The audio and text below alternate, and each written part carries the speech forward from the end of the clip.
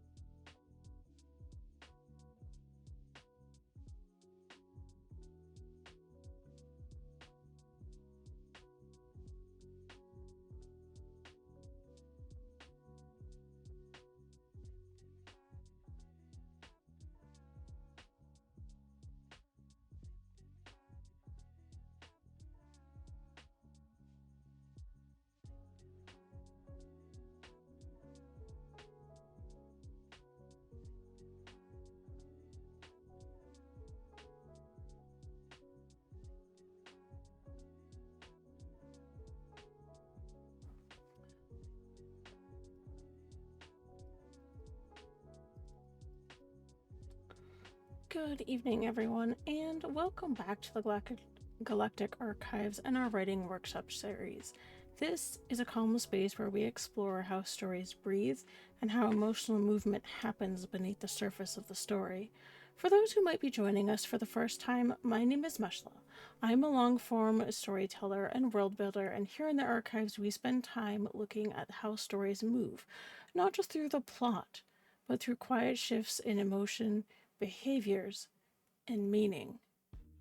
These workshops are designed to be slow, reflective, and open. You're always welcome to simply sit and listen. You don't even need to take notes if you don't want to. And if you don't feel like it, you don't even have to respond in chat. That's okay. But if something settles with you from tonight's workshop, that's enough for me. Tonight, we're stepping into something that's a little bit sharper than what we've covered before. It's not necessarily louder or faster paced, but it's more precise. In earlier workshops, we looked at tension, at rising dread, at emotional continuity, and how something begins to shift before it breaks. But tonight, we're moving into what happens when something more fundamental is placed under pressure. Not just safety or trust, but identity itself. Tonight's workshop is Identity Under Threat. Names, Vows, and Silence. In chapters 17 and 18 of Steps into the Past, we see this from two directions, from the inside and from the outside. We see Marin stripped of her environment, her autonomy, and even stripped of access to the Force, the one thing that has always been part of how she understands the world.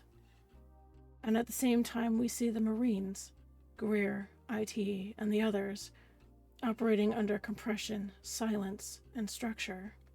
These chapters don't just explore danger, They explore what remains when someone's identity is reduced, contained, even tested. And the question at the center of all this is not, will they survive? It is, who are they when everything else familiar has been removed or stripped away? The themes we're working with tonight are layered, but they connect through a single thread: identity stripping. This isn't done in a dramatic or declarative sense, but in a quiet, methodical one.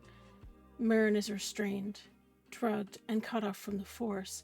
She's placed in an environment that is deliberately designed to destabilize her. And what remains is not her power, not her training as we usually think of it, but something quieter: discipline, her memories, and the vows that she has taken both as a Marine and a Jedi. At the same time, on the Marine side of things, identity compresses in a different direction. Names are not spoken, signals replace speech, and individual instinct is folded into collective discipline.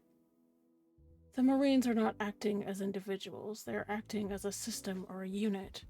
And both of these experiences, isolation and compression, create a kind of pressure on identity that reveals something that cannot easily be taken.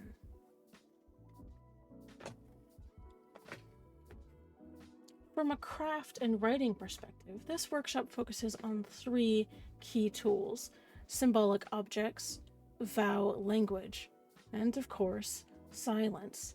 Because when identity is under threat, writers often make the mistake of trying to explain it, to reinforce it through dialogue, and to remind the reader who the character is. But these chapters do something different. They remove that reinforcement, and instead they allow the identity to show itself through what a character doesn't say, the information they refuse to give, what things they hold on to, and what they carry even when they don't understand it. Marin's lightsaber, the restraints, the absence of the Force, and the presence of pain. These are not just circumstances. They are a symbolic pressure. And the way that the character interacts with each of them tells us more about who they are than any internal monologue ever could. When you learn to write identity under threat effectively, you can unlock something incredibly powerful as a writer. You no longer need to prove who the character is. Instead, you begin to trust that if the pressure is right, if the environment is intentional, if the character's behavior is consistent, the reader will see it. And you don't need an explanation for that. This kind of writing allows for deeper emotional resonance, stronger character integrity, more believable transformations, and a kind of quiet intensity that doesn't rely on spectacle. It also allows you to write about difficult situations such as captivity, loss, interrogation, and isolation in a way that is grounded and ethical. Because the focus is not on what is being done to the character, but what the character chooses to hold on to.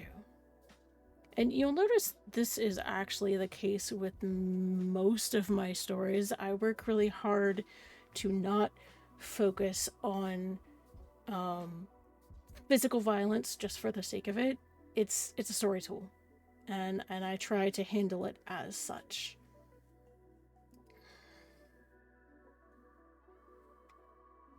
So as we move further into chapters 17 and 18, I want you to pay attention for something very specific. Not what the characters say, not even the events that are happening, but what's being preserved. What remains consistent throughout the chapter? What doesn't fracture, even when everything else might be uncertain? Because that is where the character's identity lives. And that is what we'll be tracing through tonight's case study. As we move forward, you might simply hold this question. When a character loses access to everything familiar to them, what is the one thing that they still choose to hold on to?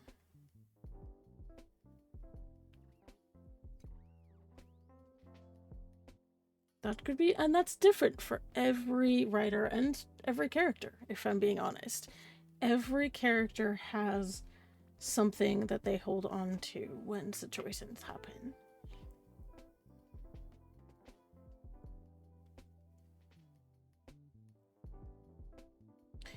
These chapters are dense, not in the action that happens within them, not even the plot itself, but in the pressure that is applied throughout the chapter.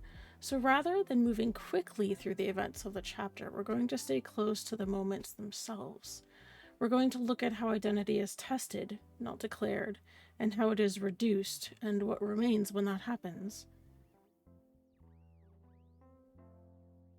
1. Confinement and the first layer of removal. We begin in a space that is deliberately constructed to strip away the familiarity of the character. We're in a holding cell. It's harsh and industrial, and it's dehumanizing in many ways. The sensory details matter. The smell of rust and coolant, the way the air burns in the back of the throat, and the cold durasteel against Marin's skin.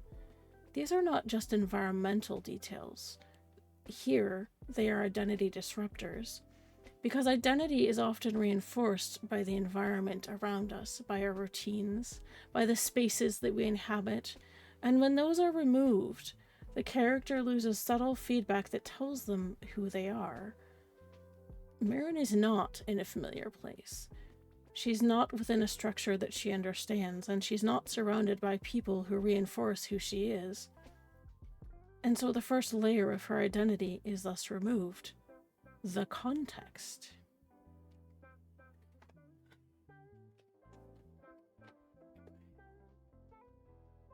Two, physical restraint and the body as boundary. The restraints in this chapter are described using not just their placement or Marin's posture, because the restraint is not just about limiting movement. It changes how a character experiences things in their own body. She is forced upright and held in place. She's unable to adjust to make herself comfortable. Her body becomes something she has to endure rather than inhabit. And this creates a shift. Her identity is no longer expressed through action, it is expressed through endurance. We see this in how she focuses on her breathing, the pain she feels, but also on control. Not because those things define her, but because they are what remain available and within her control.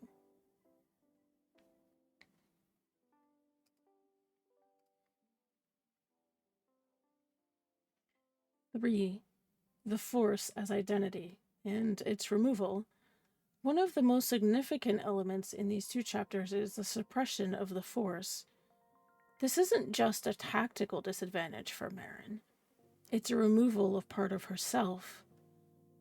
For Marin, the force is not just a tool.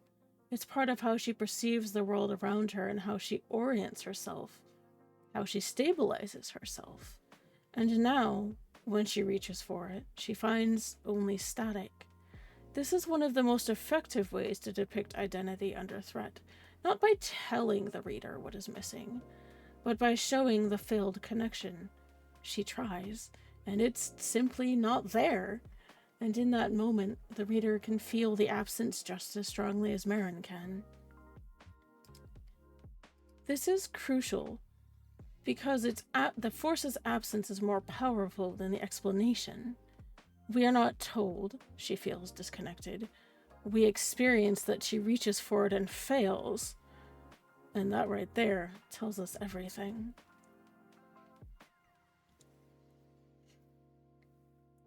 Four, interrogation without recognition of identity.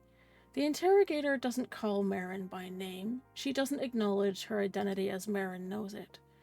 Instead, she is reduced to function, to the information she might provide. She's a tool. This is another form of identity stripping. Identity is not just internal. It's also reinforced externally through how others see you and address you, and, in this case, recognize you. When that recognition is removed, the character is forced to hold their identity internally and alone. And this is where vow language begins to matter, because when identity is no longer mirrored by the people or the environment around you. It must be remembered. 5. Silence as identity preservation. Mary doesn't respond to the questioning. This is not her being passive. This is not her trying to distance herself. This is a conscious choice. Silence becomes her primary tool and, more importantly, her primary boundary, because everything she gives the interrogator can be used, twisted, and turned against her, her fellow Marines, or the Katani themselves. So she gives them nothing. This is one of the clearest examples of identity under threat, not in what she says, but what she refuses to say. And the key here, in this scene in particular, is consistency. She doesn't break the silence for emphasis. She doesn't use it selectively. She holds it close. And through her holding it, the reader can understand this is not a reaction. This is Marin's principles in action.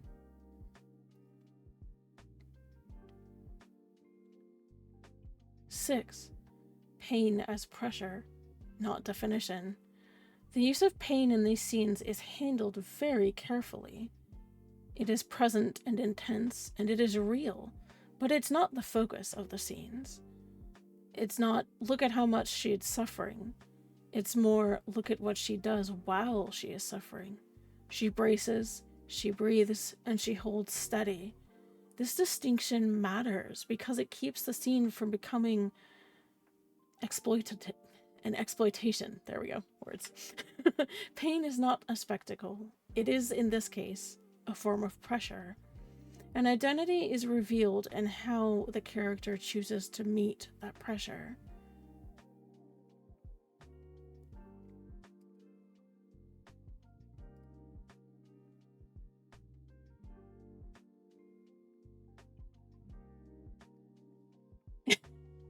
I mean, I don't know. I would have to go back and read it.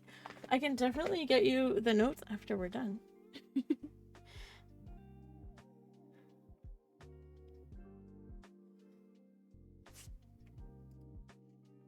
But I think you're right to a degree. 7. Internal anchors, memory and vow.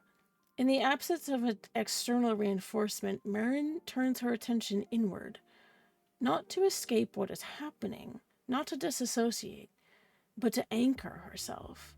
We see fragments of her training, echoes of instruction by Master Card and others, voices that she remembers, not as an exposition for the scene itself, but as structure. These are not full memories. They are not narrative flashbacks as are common. They are fragments. And that precision matters here, because in a state like Marin is, long and complicated thoughts are not sustainable. Only what is essential remains, and what remains during this time tells us what matters most. 7. The lightsaber, a symbolic object under threat. Later in the chapter, we see something subtle but critical. Her lightsaber is returned, not by accident, not even as a mercy, but as a manipulation. Ooh, sorry. This is where symbolic objects come into play. The lightsaber represents Marin's identity, her training, her legacy, and her sense of self. And now it's been altered. Its presence is no longer what it was. It is an uncertainty, a threat, and most definitely a trap. This is how you use symbolic objects under identity pressure. You don't remove them entirely. You change what they mean. And in doing so, you force the character and the reader to reassess what that object represents and what it means.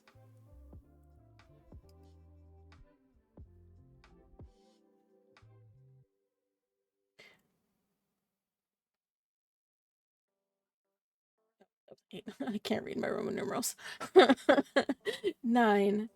Regaining movement, identity reassertion through action.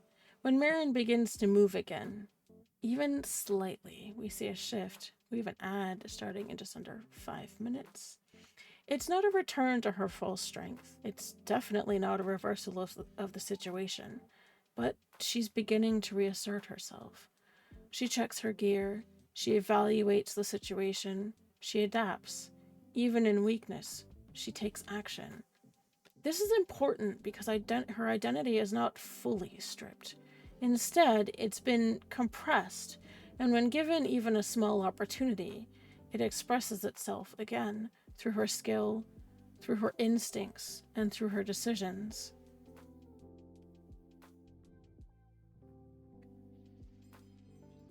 Ten, parallel structure. The Marines and their compressed identity. While Marin is isolated, the Marines are operating under a different kind of pressure. They haven't been stripped of identity. They are compressed. Their communication is reduced to manual veil code and haptic pulse code rather than speech. Individual identity is not erased. But it is not what's important here. And yet, their identity still exists in their gestures, in their timing, and in their trust of each other. This creates a powerful contrast. Marin holds her identity alone. The Marines hold it together, and both are forms of resistance. 11. Silence as a system. In the encampment, silence is not absence. It is structure. Gestures, spacing, and timing all carry meaning here. Everything is intentional, and because of that, identity isn't lost. It's distributed across the group. This is an important technique when writing an ensemble under pressure. Identity doesn't have to purely be individual. It can be shared and maintained collectively. 12. Identity under threat. This is our core pattern.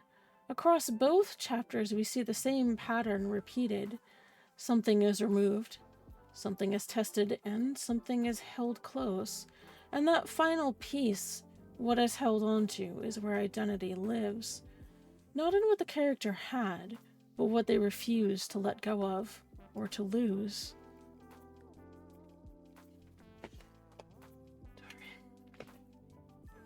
I need water.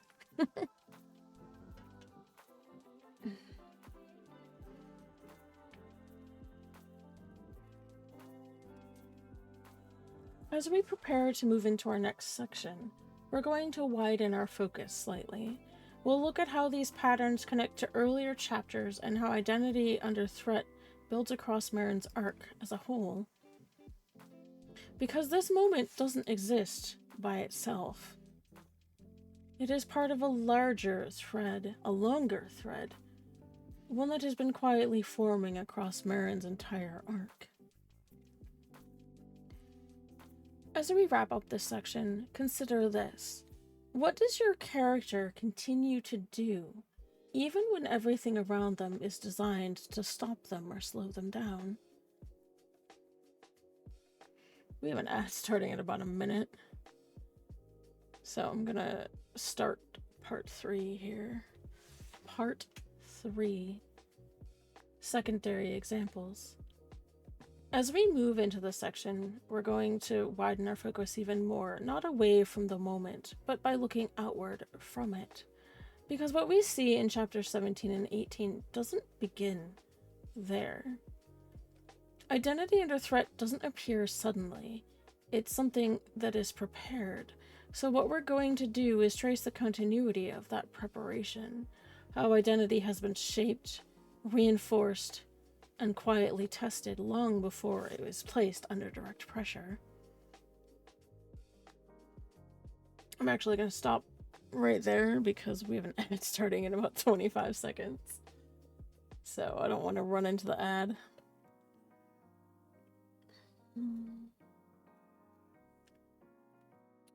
But definitely take this opportunity to get yourself a drink of water, have a stretch, grab a snack. That's what these ad breaks are for, in my opinion. So I will see you guys in a minute and a half.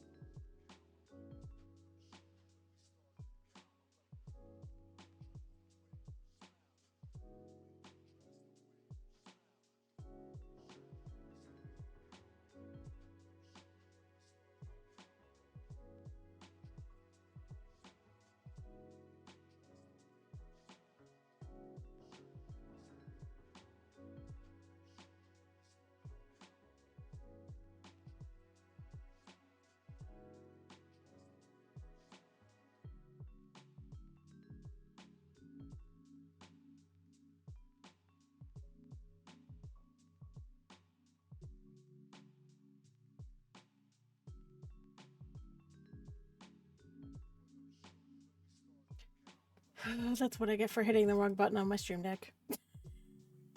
Welcome back from the ad break, my friends. Let's see if I can keep track of my buttons today. We'll find out.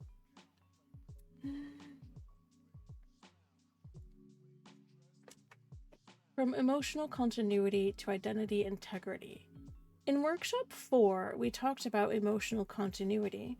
This is the idea that a character doesn't need to be reset between scenes, but they carry subtle changes forward. In workshop 5, we expanded that into emotional infrastructure. This is how support characters carry different forms of emotional weight.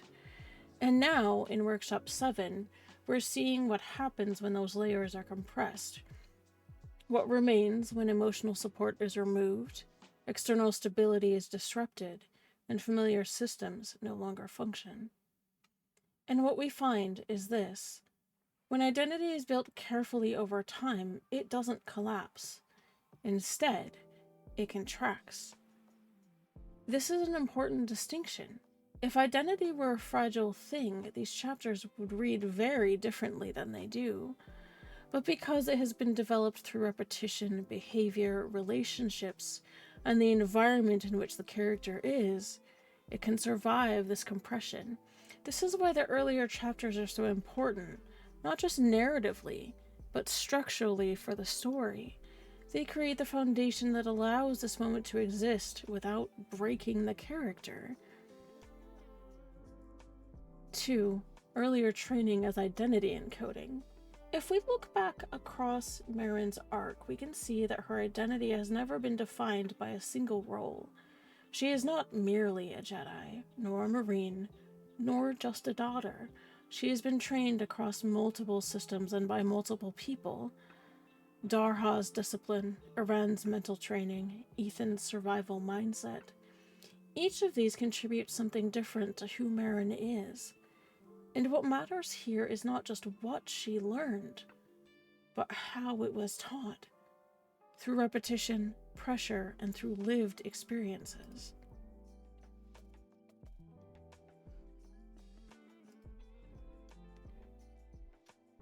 So when she is placed in a situation where the Force is unavailable to her, her movement is restricted, and communication is impossible, she doesn't become empty. She falls back on what was internalized. This is what allows her identity to persist without reinforcement. It's not something she has to recall, it's something that she is.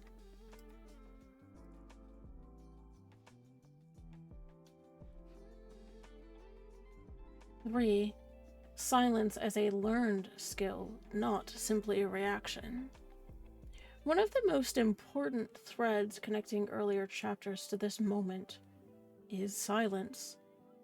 The silence in this story and across Merrin's entire arc is not an accident. It is taught, it is practiced, and it has been refined. We see this in training sequences, moments of restraint, whether verbal or emotional, and times when speaking would have actually made things worse. So when Merrin remains silent under interrogation, this is not a sudden or abrupt decision. It's a continuation of a learned behavior, and that continuity matters, because it tells the reader that this is not merely a survival instinct. This is discipline. And discipline, unlike instinct, is something that holds under pressure.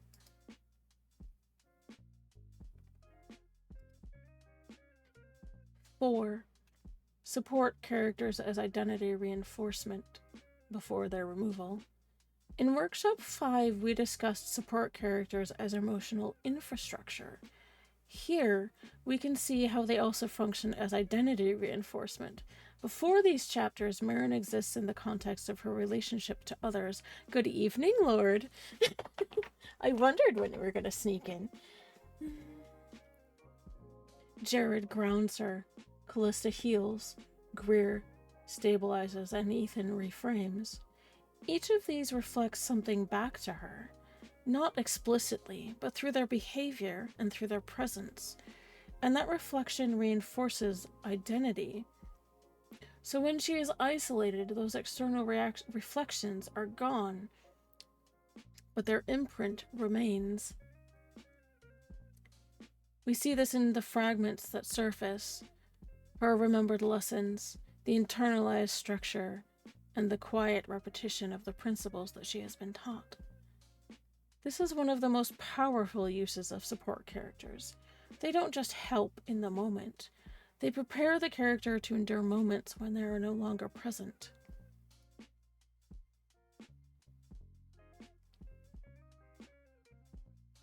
Five, the Marine side, collective identity under pressure. Now let's shift to the Marines, because what we're seeing here is not just a contrast, but a different expression of the same theme.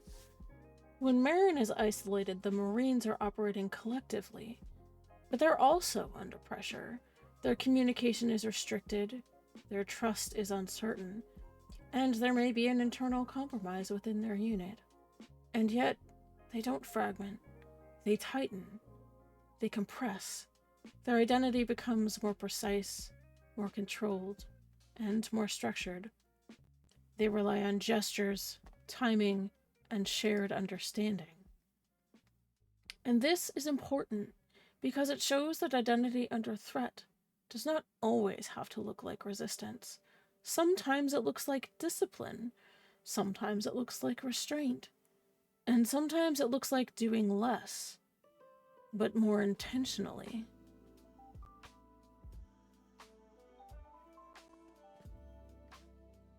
Six, symbolic objects across the arc. We talked earlier about the lightsaber as a symbolic object, but its meaning here is built on its meaning across the arc. It has been a tool, a symbol of Marin's training, and, importantly, a connection to her lineage. So when it is altered, that carries weight. Not because the object itself was changed, but because its history has shifted. This is something that you can pay attention to in your own writing. Symbolic objects gain their power through continuity. The more consistently they are associated with identity, the more impact it has when the association is disrupted. 7. Identity as layers, not singular. One of the key takeaways from looking across these chapters and the earlier arc is this. Identity is not a singular thing. It has layers. You could think of it like an onion, I guess. And those layers can be removed, suppressed, or even challenged. But they are not all lost at once. When one layer is stripped, another takes its place. When one system fails, another takes over. This is why Marin can continue even without the Force, because her identity is not dependent on a single axis. It is distributed across her training, her memories, her discipline, and her relationships. And that distribution is what makes her resilient.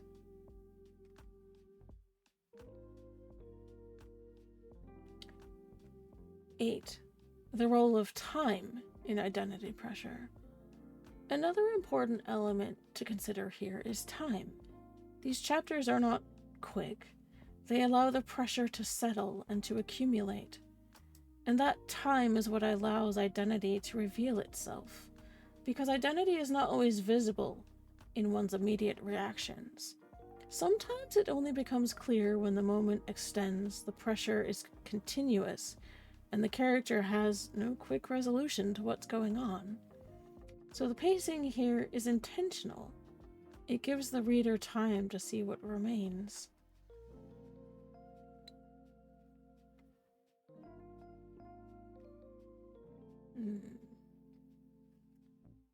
As we move into our next section, we're going to take everything we've looked at and begin translating it into some practical tools.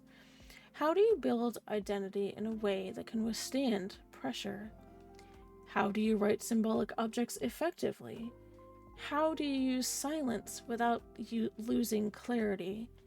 And how do you do all of this in a way that feels grounded and sustainable for both the reader and the writer? As you sit with the things that we've talked about in this section, consider this. What parts of your character's identity have been built slowly enough that they would still remain, even if everything else was taken away?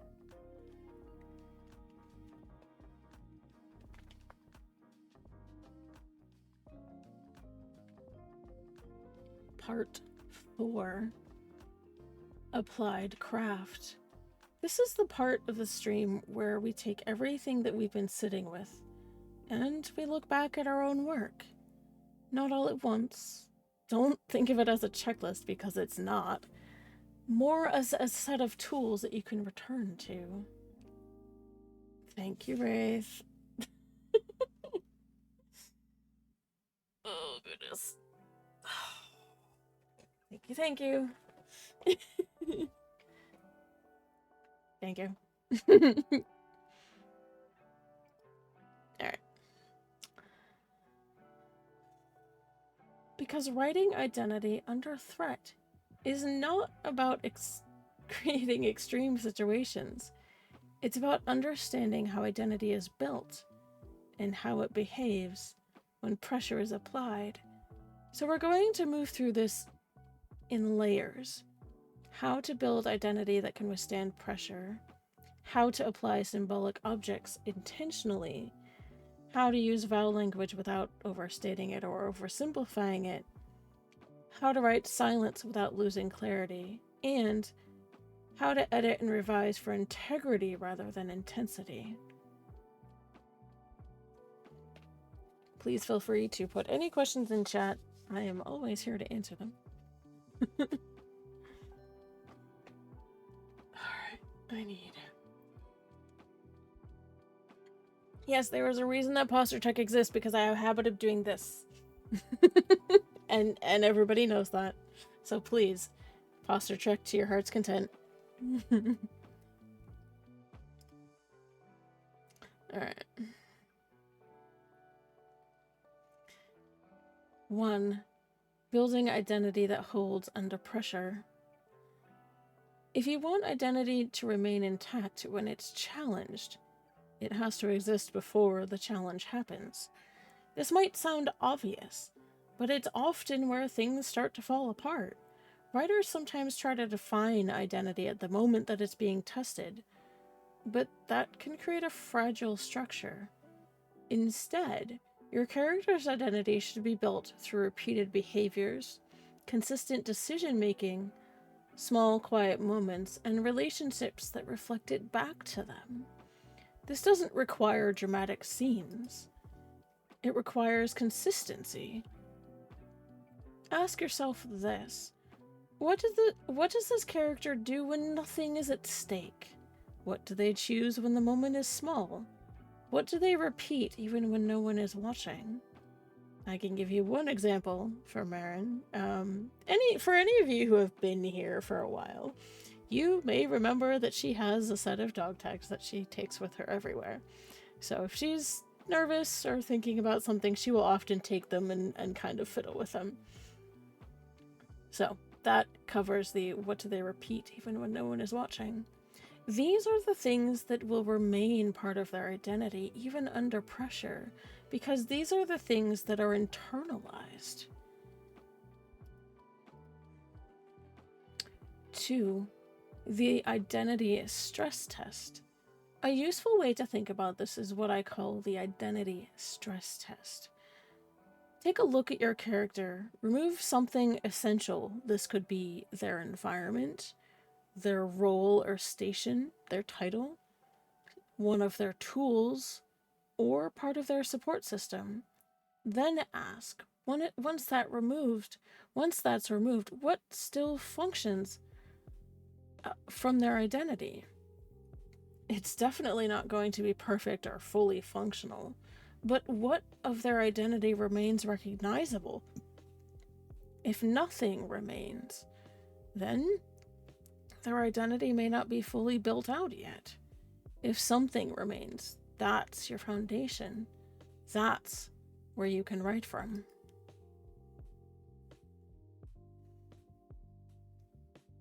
3. Writing symbolic objects with intention. Symbolic objects are most effective when they are introduced early, used consistently, and connected to a character's identity. The lightsaber works in these chapters because it's not new. It already carries meaning for Merrin. So when it's altered, that's felt. It ripples across the chapter. When you're working with symbolic objects, consider, what does this object represent to the character? When does the character interact with it? And how? And how does that interaction change over time? And then, when you place that object under pressure, you don't even need to explain the shift. The reader will feel it, because the meaning and the significance of that object was already established. Oh. This may end up being a shorter stream than I planned. Sorry. I promise, I'm trying to not be fast. I'm trying to take it slow because of the important things. Sorry. I feel like I'm speed reading. Please tell me if I am, or if I'm not. I don't know, it's hard to tell. I'm trying to speak at my normal pace.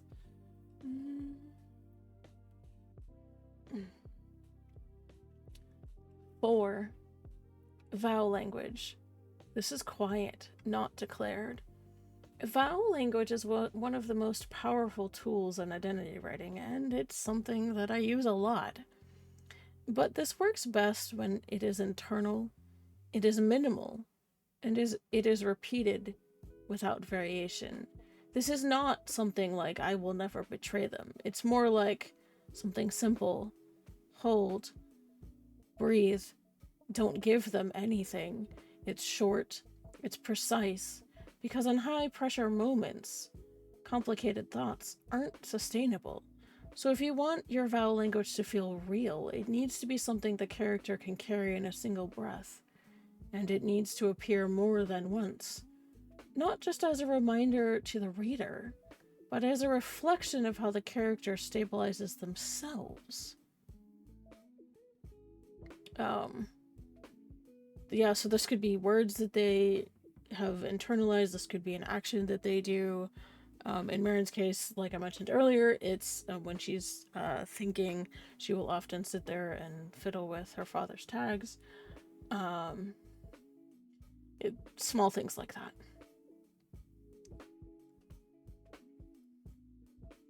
Okay. 5. Writing silence without losing the reader. This is hard, let me tell you.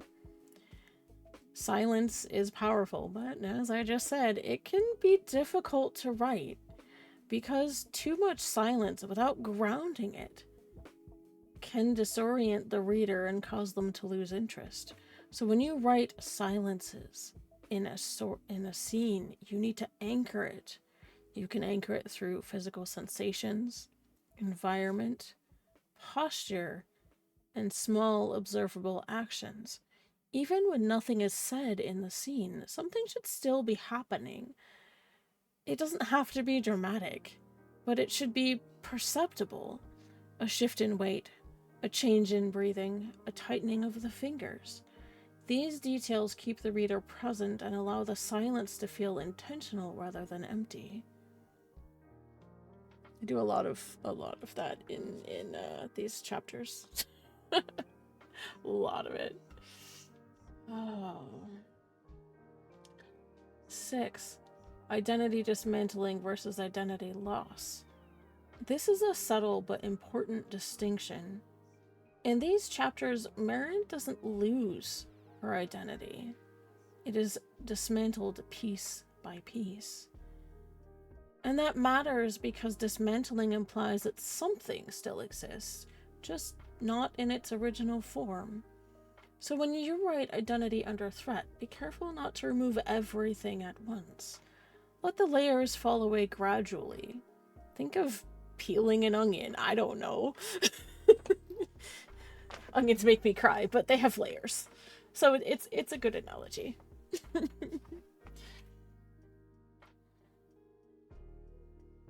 Let the layers fall away gradually and pay attention to what remains at each stage.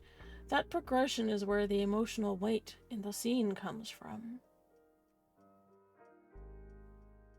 7. Common pitfalls. There are a few common pitfalls when working in this space. 1. Over-explaining identity, or trying to remind the reader who the character is through dialogue or internal monologue. Trust their behavior to show that instead. 2. Using pain as spectacle. I didn't actually do that in chapter 19, or 18 even. Focusing too much on suffering rather than the character's response to it. Yes, the Shrek analogy. You're welcome.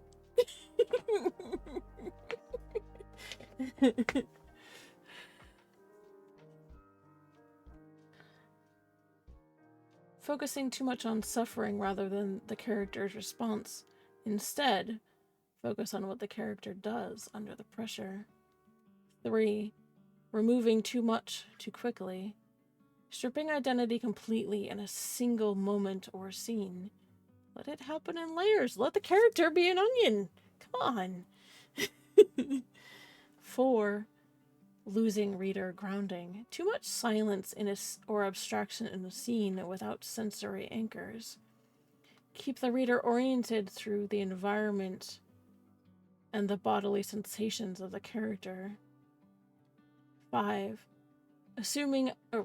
Making resistance loud.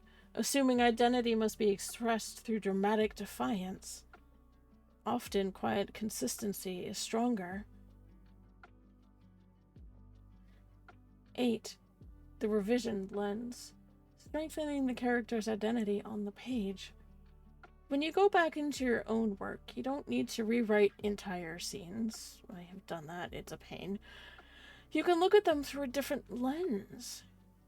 We have an ad starting in 5 minutes. You could look at them through a different lens. Ask yourself, where is their identity being reinforced? Where is it being tested? What is being removed in this scene? And what remains? And then, can that remaining piece be made clearer through behavior rather than an explanation? Often this is about removing something rather than adding it. Cutting lines that over-explain, allowing action and silence to carry more weight. I do a lot of that. 9. Adapting across genres. This approach can work across many different genres. In sci-fi, it might be a technology failure, isolation, or a signal loss. In fantasy, it could be a loss of magic, separation from a bond or a family member, or a broken artifact. In contemporary stories, it could be loss of a role or title, social isolation, or emotional withdrawal. The specifics might change, but the structure remains. Something is removed, something is tested, and something is held. And that pattern can be applied anywhere.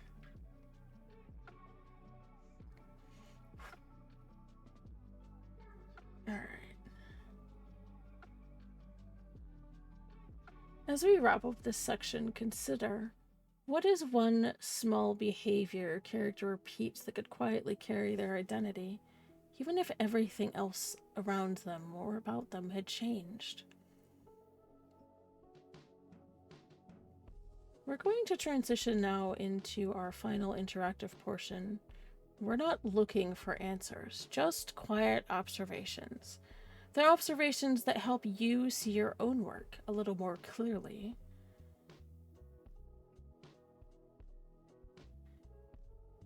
We'll take this slowly, and of course, there's no pressure to respond. I don't expect you to speak or write in chat if that makes you uncomfortable. The space is just here in case something surfaced for you while we were working through the material. You're welcome to sit with it quietly or share if you feel inclined. We're going to move through a few gentle prompts. They're not questions that need answers, but as ways to help you notice what might already be forming in your own work. 1. noticing identity without naming it. One of the first things that we can look at is this. Where is identity already present in your writing, even if you haven't named it yet? Sometimes identity shows up in ways we don't immediately recognize. This could be in how a character enters a room, what they reach for without thinking, what they avoid, how they respond when something small goes wrong. These are often more revealing than any explicit description you might do as the writer. So if you're working on something right now, you might ask yourself, where is my character already showing me who they are without saying it directly? And if nothing comes to mind, that's perfectly fine. It might just mean that you haven't spent time in those quieter moments.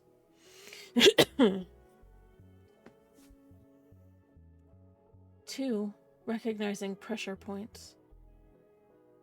Another place to look is pressure. It's not dramatic, it's not even high-stakes conflict, but the quieter kind.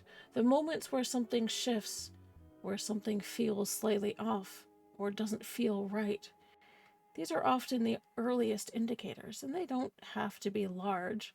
It might simply be a hesitation, a delay in response, a change in tone, or a moment of stillness. If you can identify even one of these moments in your work, you already have the beginning of rising dread, which is what we talked about last time. You don't need to build it all at once. You just need to recognize where it starts. 3. Silence in your own work. Silence can often feel uncomfortable to write. There's often a pull or a need to fill it, to explain, to clarify. But silence isn't absence, it's space. I'm gonna stop right there because we have an ad in about 10 seconds. Alright, my friends, go get yourselves a drink of water, have a stretch. I will be back.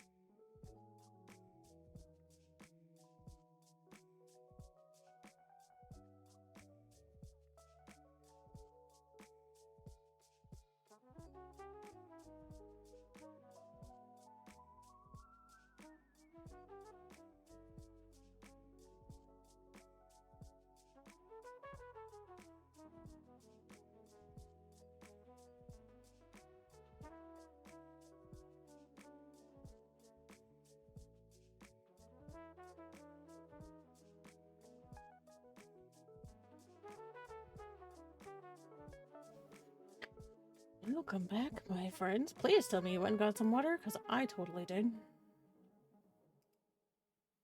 Because it's important. Alright.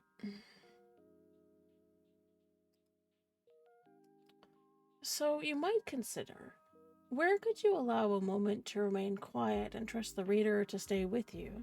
And if even that feels uncertain, you don't have to remove the words entirely. You can begin by softening them and letting the scene breathe just a little more. Give it some space. Scenes need space. 4. Objects and meaning. If you're working with symbolic objects like I often do, or even just recurring items, this is another place to reflect. Ask yourself if there's something in your story that your character interacts with repeatedly, and if so, does that interaction change over time? It doesn't have to be anything dramatic. Even a small shift in how the object is held or when it's used can begin to build meaning for the character. And that meaning can become something you draw on later without needing to explain it again. 5. Writing through uncertainty. For many writers, this kind of work, especially around identity and pressure, can feel uncertain, because there isn't always a clear resolution or end point. You're definitely not writing towards a resolution. You're writing towards tension, and that can feel unfamiliar and a little scary. So if you find yourself unsure, that's not a sign that you're doing it wrong. It's often a sign that you're in the right space. You're working with something that doesn't resolve immediately. And that's where a lot of meaningful writing can live. If you'd like to share, you're welcome to. You might consider a moment that stood out to you, a question that you're holding on to, or something in your own work that this reminded you of. And if you'd rather stay quiet, that's completely okay. Listening and absorbing is part of the writing process too.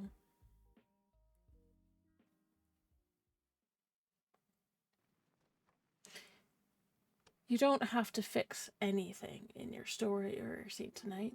You don't have to solve the burning question in your story. This is just a space and a time for you to notice things in your story, to let them settle, and to carry 1 or 2 small ideas forward if they feel useful, and to leave the rest if they don't.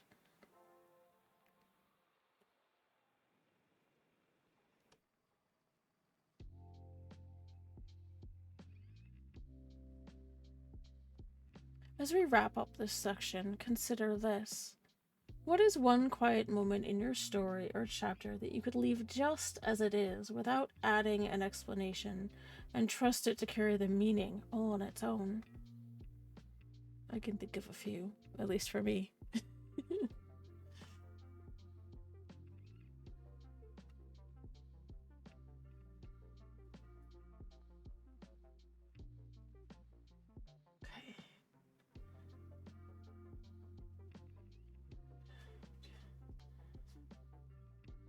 At the heart of this workshop this evening is something very simple.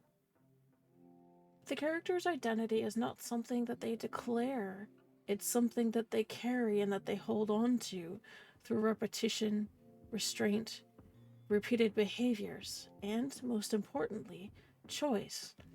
And when that identity is placed under pressure, it doesn't need to become louder or more flamboyant in order to remain present. Often it becomes quieter, more focused, and that quiet persistence is what gives these chapters their weight. Not in what is said or what is explained, but what is held on to. If you take anything else from tonight, please take this. You do not need to push your characters into louder or more visible moments to make them meaningful. You can remove something instead of adding it to a scene. You can add quiet instead of intensity. And you can bring focus instead of expansion to a scene. And you can trust that what remains will carry the scene. This kind of writing allows you to create tension without escalation, show strength without spectacle, and build an identity that holds even when everything else shifts around the character. It also gives you permission to write scenes that are still and quiet, to let the moments breathe, and to trust the reader to stay with you.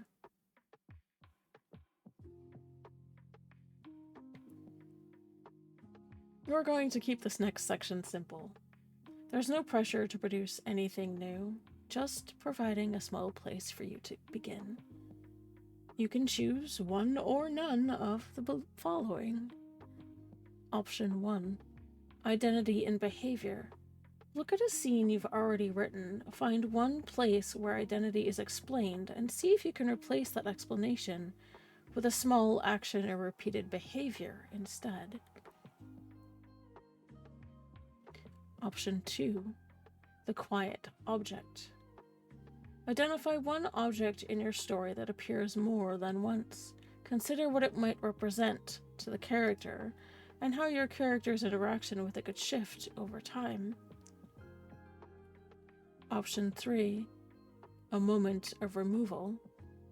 Take a character and remove one layer of their identity. This could be a role, a tool, or a form of support. Write a short moment exploring what still remains for them. Option 4. Letting a scene breathe. Return to a scene that feels crowded or over-explained. Choose one moment and allow it to remain quieter. This could be through fewer words, or giving the characters or the moment more space to breathe. You don't have to share any of this with me if you don't want to. It's just something that you can think on and explore at your own pace.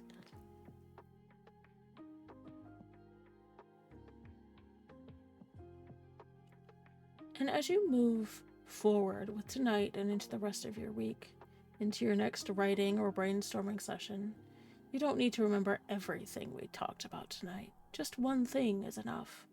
One shift in a scene, one question, one small adjustment.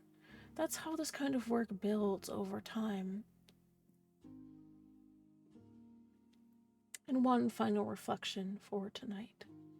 What is one part of your character that you now understand more clearly, not because it was explained, but because you saw how it held under pressure? Just some things to think about. I didn't think that this was going to go this quickly tonight, sorry.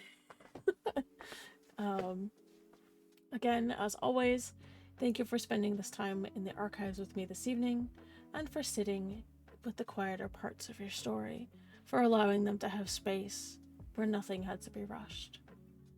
I'm always here if you have questions, and we'll continue our story and our exploration next time in the archives. Thank you all, and have a good night.